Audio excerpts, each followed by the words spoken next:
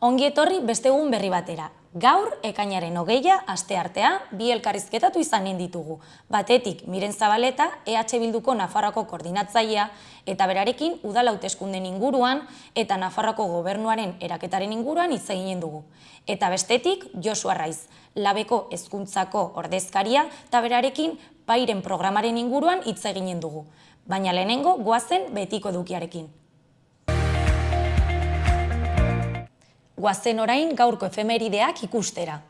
Gaurko egun batean, baina 1789an, Frantziako Asanblada Nazionaleko 577 diputatuk pilotalekuko zina egin zuten Frantziako iraultza hasiz. Urte batzuk geroago, 1837an, Britainia Handian, Alejandrina Victoria Erresuma Batuetako eta Irlandako erregin koroatu zuten. Victoria lehenengoa Erresuma Batukoa izena hartu zuelarik. Horrela hasi zen Victoria Aroa eta 1901 arte iraungo zuen. Egun berean, baina 1877an, Alexander Graham Bellek munduko lehen telefono komertzialen sarea jartzen du Hamiltonen, Ontario, Kanadan. Eta bukatzeko, 2003an, Jimbo Walesek Wikimedia Fundazioaren sorrera anuntziatu zuen. Ikus ditzagun gaurko lerroburuak.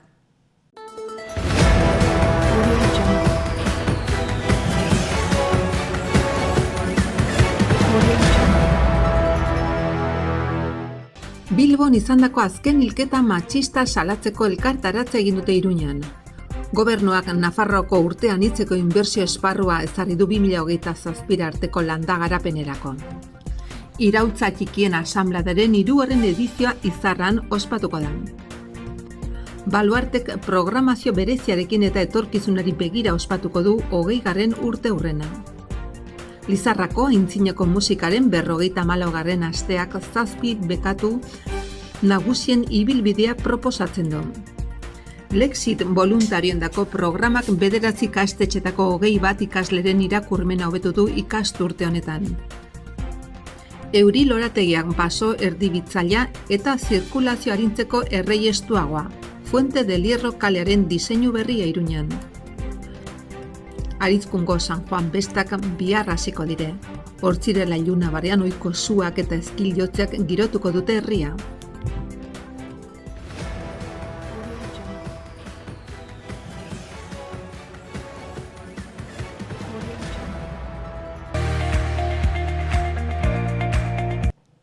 Ikusiko dugu aste honetako agenda. Asteazkenean, SUA Euskal Herriko Txistulari Elkarteak Nafarroako txistulari gazteen 5. kontzertua antolatu du. Aitor Urkizaren zuzendaritzapean eta Bakarne Atxukarroren gidoiarekin musika saioa eskainiko dute ekainaren 21an arratsaldeko 7:30 Iruñeko Udaletxeko plazan. Ostegunean, musika eszena Nafarroan mahai ingurua. Musika eszena Nafarroan mahai ingurua antolatu du Burlatako Axular Elkarteak. Bertan, Naia Ojeta, Amets Aznarez, Oloien Ziarte eta Igotz Mendez Jofe izango dira. Burutik taldeko Luar Alberdi izango da moderatzailea. Arratsaldeko 7etan Axular Elkartean. Bestetik, kantu eta hitza, balerdi. Kantu eta hitza musika zikloaren barne, balerdik kontzertua eskainiko du Oko Andre Maria plazan arratsaldeko 8etan. Sarrera doakoa lekua bete arte. Eta hori eginez gero, kontzertua erraldoien txokoa izanen da. Ikus dezagun orain, gaurko egunkarien azalek zer dioten. Diario de Notiziasen titularrean, Esparzak Sánchezi Txibitek presidente izateari uko egitea exigitzen dio orain. EH Bilduren gandik urrundu nahi duela erakusteko eskatu dio PSOEri. Alderdiek berriro ekin diote gobernuaren negoziazioari, mesfidantza giro batean eta Txibitek zaila ikusten du inbestidura uztailaren 23 baino lehen. Kongresurako 7 zerrendaburuetatik 4 errepikatu egin dute. Argazki nagusian ikasleak Irulegiko aurreko indusketetan aurkitutako hondakinekin ari dira lanean. Izenburuan Irulegi berreraikitzeko indusketa. Alboko albistetan, Nafarroak 1505 asilo eskaera erregistratu ditu 5 hilabetetan. Bean, Antolinek ez du piezarik egingo Nafarroako Volkswageneko elektrikoentzat. Futbolean Braulio geratu eginda, naiz eta Sevillak gehiago ordaindu.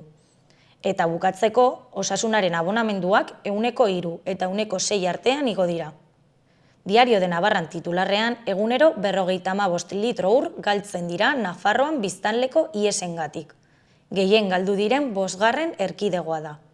Argazki nagusian, CEAR Nafarroako koordinatzailea eta abokatua 2 asilatuekin.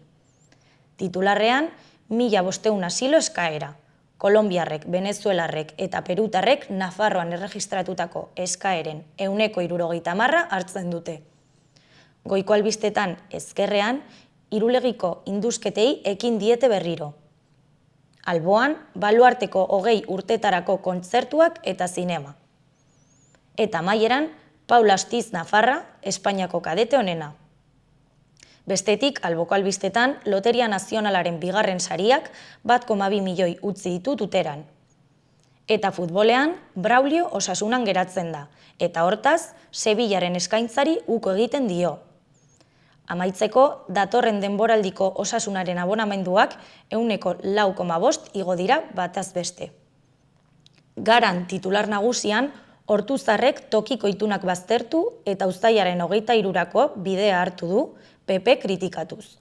Arnaldo Otegi EH Bilduko buruak koalizio aldarrikatu zuen lehen indar munipalista gisa, EAJak eta PSek orain Espainiako eskuinaren aurka egitea gaitzesiz. Argazki nagusian, Babazorroen ospakizun jendetsuak txiki utzi du Gasteiz. Alabeseko jokalarien autobusa martxan jarri, baino 2 ordu lehenago Gasteizko Andre Mari Zuriaren plaza gainezka zegoen. Eskuinean behan, Irulegiko kanpaina gune berri batean zentratzen da. Beheko berrian, Palestinan 5 hildako, horietako bat adingabea, eta 80 zauritu, baino gehiago Israelek Jeninen egindako beste eraso batean. Berria egunkariko berri nagusian, luzerako lana Irulegin, Arantzadik jakinarazi du aztarnategian inoiz egin duen indusketaldirik luzena hasi duela. Irulegiko eskua laster izanen da Nafarroako museoan. Argazkian Arantzadiko lantalde agertzen da Irulegiko mendian. Beheko albistetan, argazkian Ameriketako Estatu Batuetako estatu idazkaria eta Txinako presidentea, atzo Pekinen. Titularrean, tentsioa baretzeko konpromisoa hartu dute Ameriketako Estatu Batuek eta Txinak. Eskuinean, proposatu dute Alarde Fundazioak Hondarribian konpainia misto bat sortzea. Eta kirolean, Alabesen igoeraren festa Gasteizen. Euskal Herri Irratiko berri nagusian, etxebizitzen okupazioak erdira jaitsi dira Nafarroan. Aurtengo lehen 4 hilekoan 32 izan dira. 2022ko epe berean 36, eta 2021ean aldiz 61. Eskuinean, Nafarroan 1.505 asilo eskaera egin dituzte urtea hasi zenetik. Asilo eskaera gileon jatorrian aldaketa izan da. Duela 2 urtera arte gehienak siriarrak, afganistandarrak eta ukrainiarrak ziren. Egun, aldiz, 170 kolonbiarrak, venezuelarrak eta perutarrak. Nafarroako zerarrek, gurutze gorriarekin eta karitatearen mojekin batera kudeatzen du Nafarroako errefuxiatuentzako harrera egitasmoa. Amaitzeko, txirrindularitzan ezusteko desatsegina jaso zuen Euskaltel Euskadi txirrindulari taldeko zuzendari nagusi Jorge Azantzak igande goizaldean. Azantzak zioenez, 14 bizikleta lapurtu dizkiete eta etxera itzuli behar izan ziren Esloveniako turretik. Gaurko eta biharko eguraldia ikus ditzagun. Gaur, asteartea, eguraldiak berdintsu jarraituko du. Goizaldeko trumoi ekaitzen ondoren, goizean giroak baretzera egingo du eta ostarteak zabal daitezke. Egunaren erdikorduetan, ordea, hodeiak berriro ugarituko egingo dira eta zaparrada trumoitxoak bota ditzake, zenbait lekutan mardulak izan daitezke. Eguerditik aurrera iparraldeko haizea nagusituko da eta indartuz joango da. Ondorioz, bereziki kostaldetik hurbil temperatura maksimumek behera egingo dute, hegoaldeko altuenetan aldaketan handirik ez. Asteazkenean giroa goibela izango da, behe-hodei dezenterekin. Egunaren lehenengo partean han hemenka zaparrada batzuk botako ditu, batez ere Kantauri isurialdean.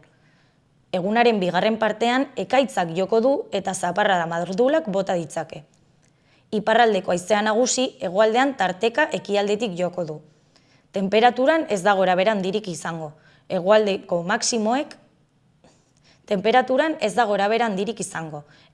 maximoak gradu pare bat jaits daiteke.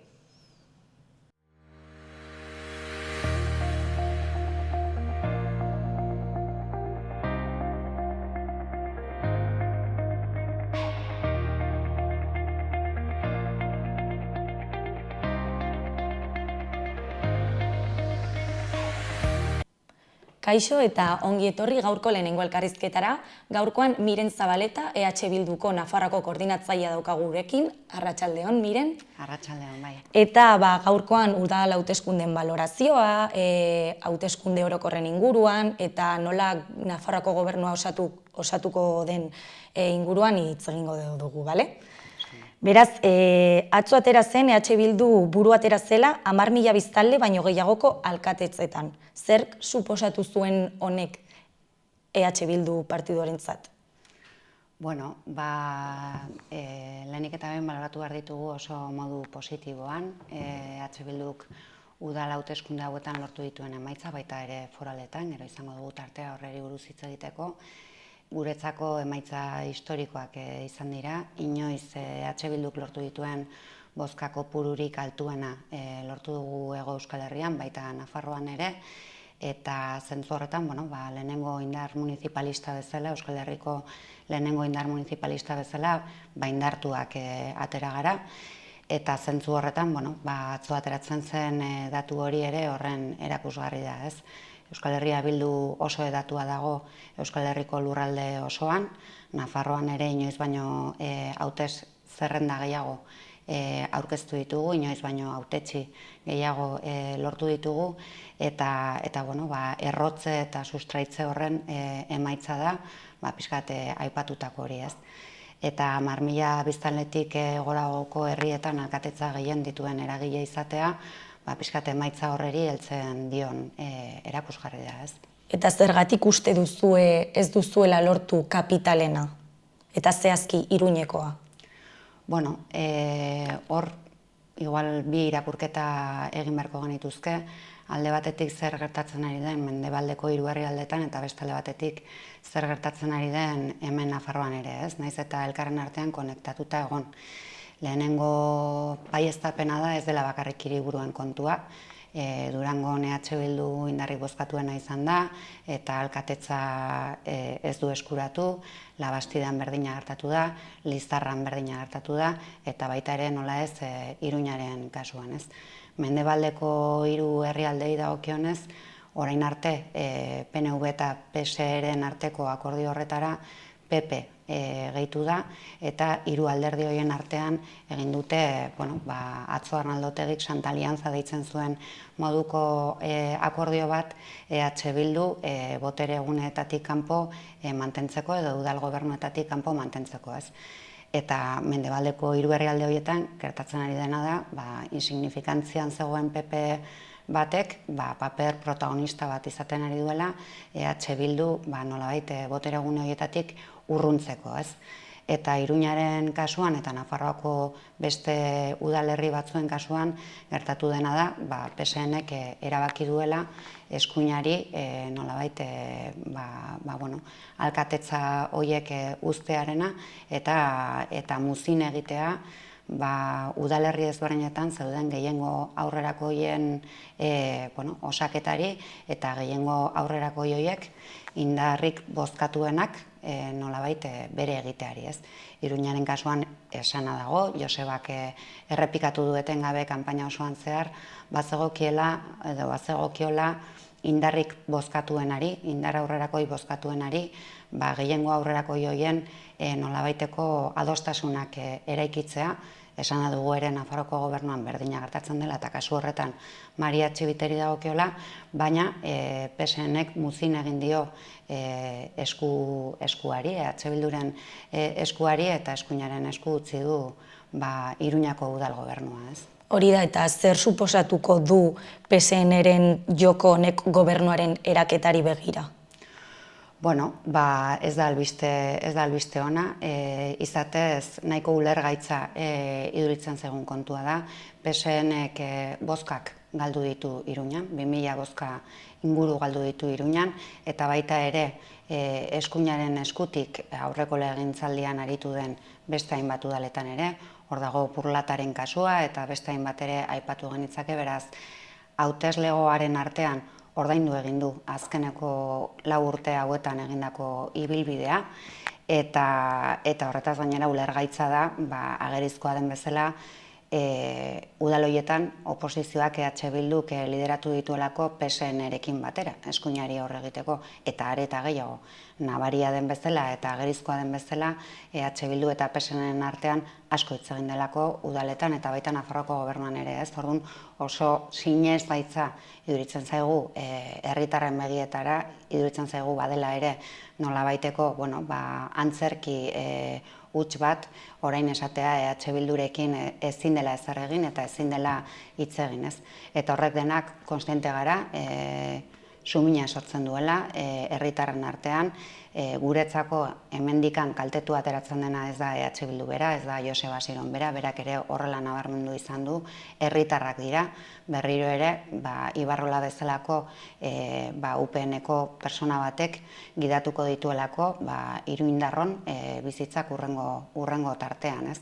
Eta hori duritzen zaigu, azaldu behar duela egiten duenak, ez? Eta kasu honetan, PSN-eri dagokiola hor azalpenak ematea, baina abisu horrekin, bat, ez da sinesgarria, azkeneko 4 urtetako ibilbidea egin eta gero berriro ere hau egitea, eta bi, PSN-ek azkeneko 4 urte hauetan egindakoa hauteslegoaren artean babesa galtzera eraman du, eta uste dugu etorkizunean ere horrela izango dela, ez? Beraz, gu oso pozik gaude, emaitza historikoak lortu ditugu Nafarroa osoan, baita Iruñan ere, inoizko emaitzarik hoberenak, eta uste dugu, gure bidean jarraituta, goranzko horretan ere segitzeko aukera izanen dugula, eta ez diogu muzini egiten inolaz ere herritarrekin hartu ditugun konpromisoei, eta horretan tinko mantenduko gara, ez? Eta uste duzue PSN-ek Bildu betatu duela orokorretan Sánchez babesteko? Eta ez elkar harremanatzeko? Bueno, denak ematen du aditzera badagola interes bat, ez? Orain EH Bildurekin ezer egingo ez dutela adierazteko, esan duan bezala ez zaigu iduritzen sinesgarria denik, eta ez zaigu iduritzen ere, gehiengo aurrerakoi guzti horiei beharrezko nolabaiteko erantzuna ematen diotenik, ez? Beraiek dira hori adierazi behar dutenak, pentsatzen dugu interes elektoral hori ere tartean egon badagoela, baina guk aurrera jarraituko dugu, eskuina alboratu eta herritarren eskubideak zabaltzeko gure konpromisoarekin, ez?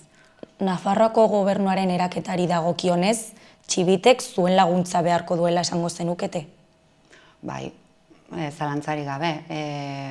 Berak esan du eta ongi duritzen zaigu, berak gehiengo aurrerakoien espazio hori lideratu nahi duela, eta ongi duritzen zaigu indarrik bozkatuena izan delako indar aurrerakoien artean Nafarroako parlamentuan, esaten dugun bezala, udaletan, kasu Iruñan, Joseba Asironi zegokiola lidergo hori bere gain hartzea, begi honez ikusten dugu, UPN-erekiko nolabaiteko urruntze hori ematea, baina hortikan aurrera hitz egin beharko da, eta edukiak jarri beharko dira mahaiaren gainean, ez? Guk bi konpromiso ditugu, Nafarroako gobernuari begira, bada eskuinaren eragin maila Nafarroako politika gintzan eta politika publikoetan ahalik eta gehien mugatzea, eta bigarrena herritarren ongizatean eta eskubideetan ahalik eta gehien aurreratzea. Hori da egin duguna, eta horretan jarraituko dugu. Eta bai, Txibiteren gobernuak ordenada horietan aukeratua ateratzeko, zalantzarik gabe EH Bilduren gutxieneko abstentzioa beharko du, eta EH Bildu da gaur-gaurkoz Nafarroako 3. Indar politikoa, eta gure indarra baliatuko dugu, aipatu dudan bi konpromiso horietan, aurrera egiteko. Eta ongi ikusita legoke EH Bilduren abstentzio hori EH Bildu bozkatzen duten pertsonentzat? Ikusita Txibitek egin duena? Bueno, hemen esaten dugun bezala partido a partido, joan behar da, orain udalen osaketa izan da, zalantzari gabe esaten dugu, ez da albiste ona gertatu dena, horrek sumina eragiten du, sumina ez EH Bildurengan, baizik eta herritarrengan, eta ikusiko dugu urrengo agertokiak nola garatzen diren, ez? Nafarroako gobernuari begira, berresten dut, gure bi konpromisoak zein diren, eta horietan arituko gara, ez? Baina gu badaukagu oinarrizko beste konpromiso bat, eta gure konpromisoa da, gauza bada, momentu batzuetan PSNek zer merezi duen, eta beste gauza bada herritarrek zer merezi duten. Eta ez nago hitz egiten, ez da EH Bildutaz ere, herritarretaz hitz egiten ari naiz, ez? Eta guk uste dugu eskuinari ateak itxi eta eskubidetan aurreratzeko balio duen agertokiak direla bilatu behar ditugunak, eta horretan lanean jarraituko dugu. Eta aipamen bat egin behar baldin badut, Nafarroako gobernuaren osaketaren prozesu honeri begira da, gehiengo aurrerakoiak daude Nafarroan, gehiengo aurrerako joien parean eskuina dago, Nafarroako eskuina, Estaduko eskuina ere hortxe dago, ez da bazterkerietan aritzeko garaia, ez da beste batzuk dabiltzan bezala eserlekuen bataian jokatzeko garaia, herritarren eskubideak eta gehiengo horiek batzeko garaia da, eta EH Bilduren konpromisoa norabide horretan jungo da, ez.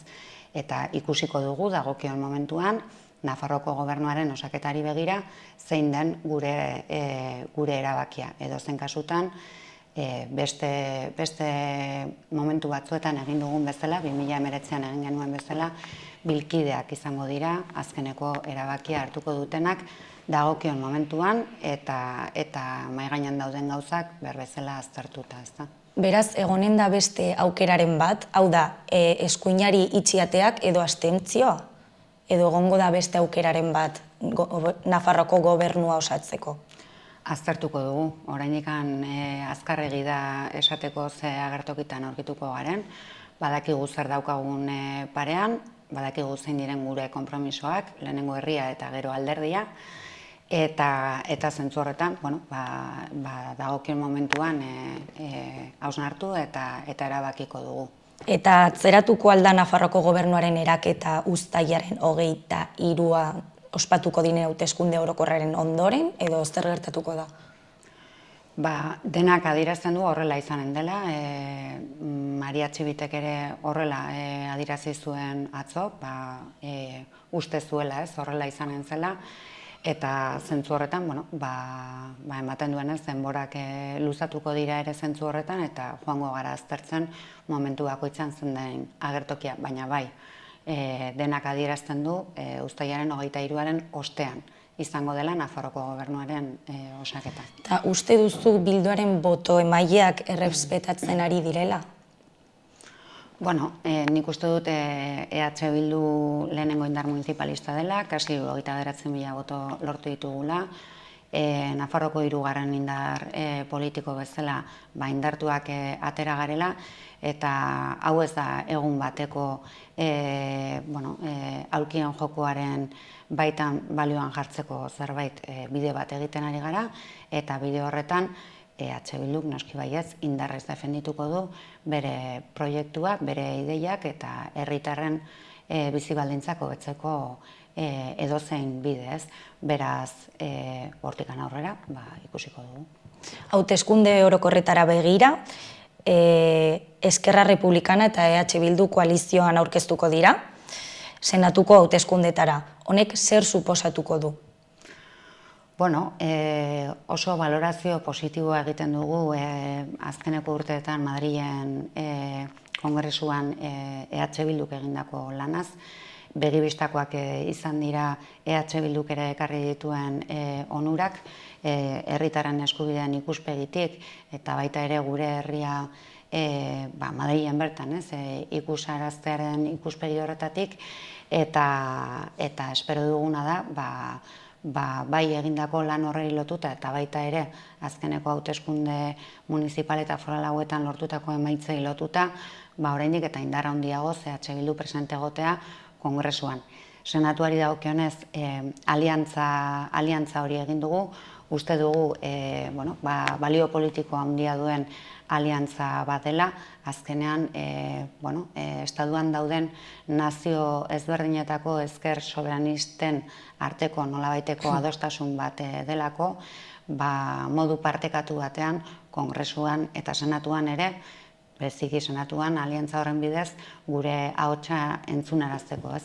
Eta gure aspirazioa da legegintzaldi honetan Madrilen erabakigarriak izan garen bezala, oraindik eta erabakigarriagoak izatea, ezker soberanista hoien ikuspegitik Madrileko gorteetan, ez? Eta uste dugu emaitza positiboa izanen dela, eta uste dugu prestatuak gaudela goranzko joera honetan EH Bilduren kontrako itunak egiten ari diren hoien aurrean EH Bildu gehiago egon dadin, eta horren bidez herritarrentzako eskubide gehiago lor ditzagun, ez?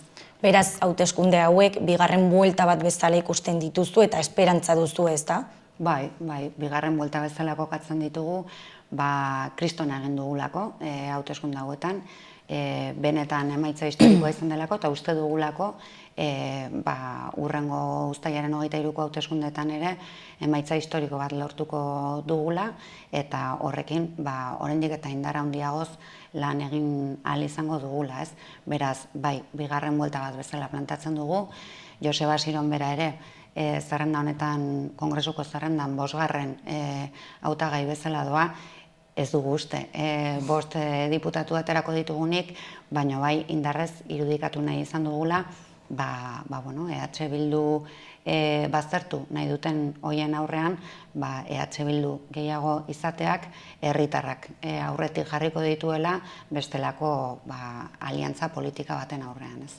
Hori da, honen arira, Belpozu eta Kongresurako Nafarroko zerrendaburu gisa lehenengo berriro errepikatuko du, ezta? Bai. Uste dugu Bel izugarrizko hautagai dela, kriston lan egin du 4 urte hauetan, emakume ezaguna da injustiziaren kontra borrokatzeagatik, eta ezaguna eginda ere, Nafarroako interesak Kongresuan behar bezala eta oso modu indartsuan defendatzeagatik, ez? Eta horregatik uste dugu oso hautagai ona dela plantatzen dugun bideo honetan sakondu ahal izateko, ez? Beraz, ze begiradarekin ikusten dituzue hauteskunde orokor hauek amaitzeko? Gure aldetik espero dugu oso emaitza ona izatea, eta dei egiten dizuegu horrela pentsatzen duzuen herritar guztiei, ez? EH Bilduri bozka ematera, oso importanteak dira hauteskunde hauek, oso importantea da ezker soberanismoa ahalik eta indartsuena izatea Espainiako gorteetan, hortikan eskubide gehiago ekartzeko gure herrira eta gure herria bera ere ikusarazteko estaduan, ez? Eta hortikan aurrera kezkaz begiratzen diogu ere hitzordu horreri, jakina delako gaur gaurkoz bi aukera oso argi daudela mailaren gainean, bata PP eta PP-rekin aliatua dagoen Voxen eskutik etorriko delako, eta horren parean ezker soberanistak beharrezko ezinbesteko izango dituen gaur egungo gobernuaren jarraipen bat egon daitekelako, ez? Eta beraz, bataila importantea da, herritarren eskubideen ikuspegitik atzera urratsik eman ez dadin, eta areta gehiago aurrera egin dezagun, ez?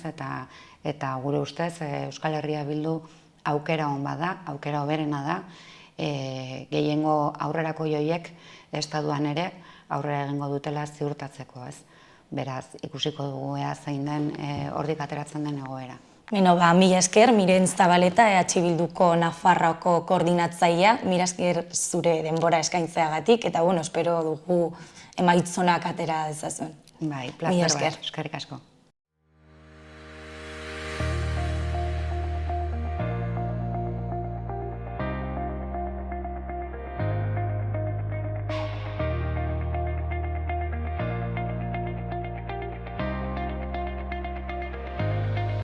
Iruñeko udalaren azken albisteak ikus ditzagun.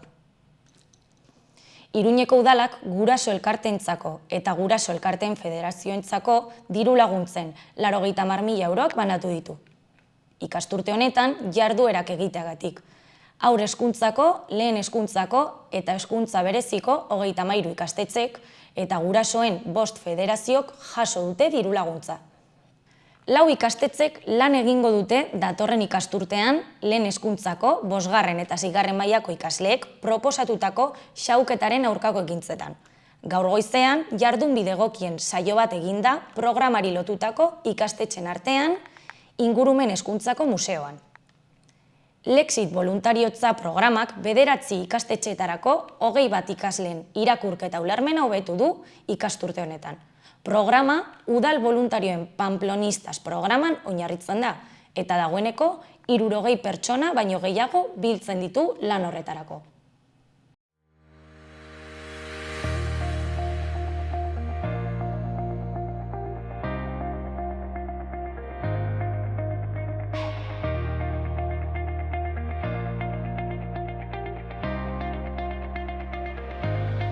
Ongi etorri gaurko bigarren elkarrizketara. Gaurkoan Josu Arraiz, Labeko hezkuntzako ordezkaria daukagu gurekin eta eskatuko dizkie gobernua osatuko duten alderdiei pairi mugak jartzea. Arratsaldeon eta ongi etorri, Josu. Arratsaldeon, zuri bai. Zer gertatu da berez? Bueno, azken legegintzaldi hontan oso garbi ikusi dugu mugimenduak izan direla, berez PAI programa dena, ingelesa ikasteko programa dena, aspalditik Nafarroako eskuinak gure hezkuntza sisteman txertatu egin zuena, egonkortzeko aleginak izan badirela, ez? Badago hor asmo garbi bat, UPN-ren aldetik eta sindikatu batzuen aldetik, programa hori eredu bihurtzeko, nolabait ulertzeko, ereduaren pareko litzateke eredu bihurtzeko eta hori ja egonkortzeko Nafarroako hezkuntza sisteman. Eta guretzat hori akats larria litzateke. Zer da PAI? Kontestuan jartzeko. Berez, bada programa bat ingelesa, berez da PAI, baina gehiago dira, alemana eta frantsesa ere badira, ez da gehiena ingelesa da, hortik PAI. Beste da PAF frantsesarena, PAAL alemanarena, ez? Baina berez da programa bat hizkuntza erakusteko edo irakasteko ikastetxeetan, baina hizkuntza hori bihurturik hizkuntza behikularra. Hau da, ikasgai batzuk, ez guztiak, ereduan bezala, baina ikasgai batzuk behintzat hizkuntza horretan ematea. Lehen hezkuntzan demagun matematika edo gizarte edo ingelesez ematea. Hori da programa, gaur egun indarrean dagoena Nafarroako 116 ikastetxetan ikuste. Bai G-eredukoak, bai D-eredukoak, batzuetan jendeak pentsatzen du bai soilik ematen dela gaztelaniako ereduetan, G-ereduan. Baina badira D-ereduko ikastetxe batzuk, oso gutxi, egia esanik, baina badira batzuk, zeinetan ere indarrean dago programa hori. Eta noiztik dator PAI programa hau? Oso aspalditik, Bartzinaren garaietatik dator programa hau, eta laben ikuspuntutik, eta nik uste dut nahiko garbi dagoela, izan zen alegin bat D-eredua edo D-ereduari freno jartzeko. Eta orain arte programa zirenak hizkuntza ofizialaren kalterako eredu bihurtzen dituzte, ezta? Jakina, tresna erabili izan dute, tresna hori hemengo hizkuntzari, euskarari, alegia, mina emateko. Eta D-ereduaren hazkundean ikuste dut neurri handi batean geldiaraztea nahi zutela, eta lortu izan dutena oso garbi, Nafarroako ikastetxe askotan da, eredua zena, euskara behintzat ikasgai bezala zeukana, desagerraraztea edo asko murriztea. Nik uste dut gehien pairatu izan duena PAI programaren ezarkuntza hori izan da eredua. Eta zer hildo dago programa linguistiko batetik eredu linguistiko bat bilakatzera? Egonkortuko luke, ikastetxe guztietan izango lukete beharra eredu hori eskaintzeko. Eta zein da haien arrazoia, programa hau eredu bihurtzeko? Nik uste dut, esan bezala eta berriz errepikatuko dut, sortu zuten garaian zuten asmo berbera dute, euskarari eta D-ereduari kalte egitea.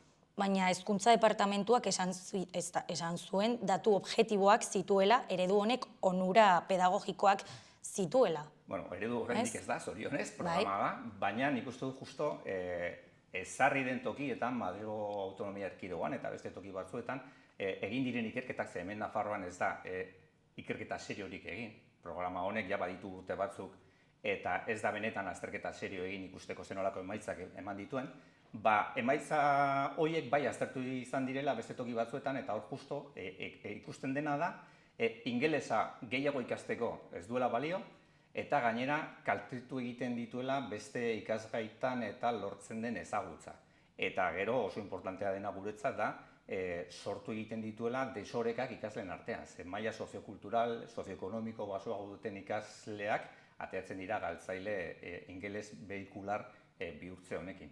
Eta zer gertatu zen Castejonen? Bai programa alde batera utzi zuten edo? Hori da, kontua da ikastetxe gehienetan programa hau ezartzeko ez zela konsultarik egin, baizik eta nolabaiteko inposizioa izan zen, UPN gobernua zegoen garaian, eta momentuz Castejon izan da programa horretatik ateratzea lortu duen bakarra eta gainera nahiko oztopo handiekin, Hezkuntza Departamentutik dena trabak ziren hortikan ateratzeko, eta aurten jakin izan dugu beste ikastetxe batek, kasu honetan Kaskanteko ikastetxeak eskatu egin duela ere bai programa hortatik ateratzea. Hortaz posiblea da, baitik ateratzea, eta uste dugu bi ikastetxe hauek emandako adibide aintzindari izan diren hauek izango dutela segida. Baina zaila dela esango zenuke, ez? Zaila da, oso ongi saldu egin dute gurasoen artean, programa honen onurak, zuk aipatu duzun bezala, Hezkuntza Departamentuak etengabe egiten du honen aldeko propaganda, D-ereduarekin sekula egin ez duena.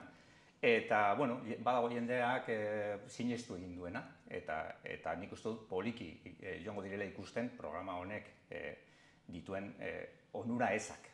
Eta zer da ad hoc irakasle funtzionarioen kontu hori? Bai, bueno, dakizuen bezala, Europak beharturik edo Nafarroako Hezkuntza Departamentuak egonkortu behar izan ditu lanpostu batzuk, zehazki hemen Nafarroan irakaskuntzan 700 eta koska, ez da nahi zorritzen, 700 eta maika edo lanpostu egonkortu behar ziren, bi prozesu desberdinen bitartez, merezimendu lehiaketa eta oposizio lehiaketa oraindik izan ez dena, baina lanpostu horietatik 45-46 inguru, bada programa honen barruan dauden irakasleak egonkortzeko edo finkatzeko. Gure beldurra da hori dela urrats bat, ezkutuko urrats bat, edo ez horren ezkutukoa, hain zuzen ere programa hori UPNek eta nahi duen bezala eredu bihurtzeko eta finkatzeko. Eta zer gertatuko da UPNerekin? D-eredua kenduko duela edo D-eredua gutxietiko duela? Nori eskatzen diezue? Modu zuzen batean argi dago ez direla osartuko D-ereduan desagerrarazten, baina badakigu trabak jartzeko moduak askotarikoak direla, ez? Lerinen ikusi dugu horten eta ez zegoen UPN, PSN ere alde hortatik orain arte izan dugun kontseileraren euskarafobia oso garbia da eta ez du ezkutatzen, ez? Adibidez, orduan. D-ereduen kontrako erasoak izan dira etengabekoak. Igual txikiak, edo ez horren txikiak, segun pairatu behar dituzuna ez, baina etengabekoak, ez? Trabak hor egon dira beti eta nik uste dut, segun nor dagoen gobernuan, traba horiek izaten segituko dutela. Beraz, eskatzen duzue beste gobernuko alderdiei apretatzea ez eta indar egitea, Lab sindikatuan oso garbi dugu. Orain hasiko dira negoziazioa gobernu berria sortzeko, gobernu akordio bat negoziatzen hasiko dira berehalakoan, eta negoziazio horietan parte hartzen duten alderdiei, batez ere euskaltzaleak diren alderdiei eskatzen dieguna da, D-eredua bultzatzea eta pai horren balizko eredu bihurtze hori oztopatzea eta ebitatzea. Ikusiko dugu hemendik aurrera zer gertatuko den, espero dugu hemen D-eredua mantentzea eta hobetzea, ezin dugu alderatu euskara edo atzerriko hizkuntza bat, azkenean. Begibistakoa da, gurea dena ezin da inolaz ere parekatu eta garbi gedadila laben ez gaudela ingelesa eta atzerriko hizkuntzak ikasteren aurka inolaz ere, baina badakigu pai programa ez dela modua hori egiteko, gainera haiek aitortu egin zuten azkeneko dekretu hortan, apirilean atera zuten dekretu hortan, esaten zuten dekretuan bertan ikasle batek lortu beharko duen maila, hizkuntza maila, lehen hizkuntza bukatutakoan da A1, A2. A1, A2, denok badakigu ze maila den. horretarako merezi du hankaz gora jartzea hezkuntza sistema osoa ikasle batek lehen hezkuntza bukatutakoan A1 edo gehienez A2 lortzeko, argi dago ez. Badira bestelako moduak ingelesa eta bestelako atzerriko hizkuntzak ikasteko, eta pai ez da bidea. Hori, mi esker, Josu Arraiz, hemen egoteagatik eta zure denbora eskaintzeagatik. Oso ongi.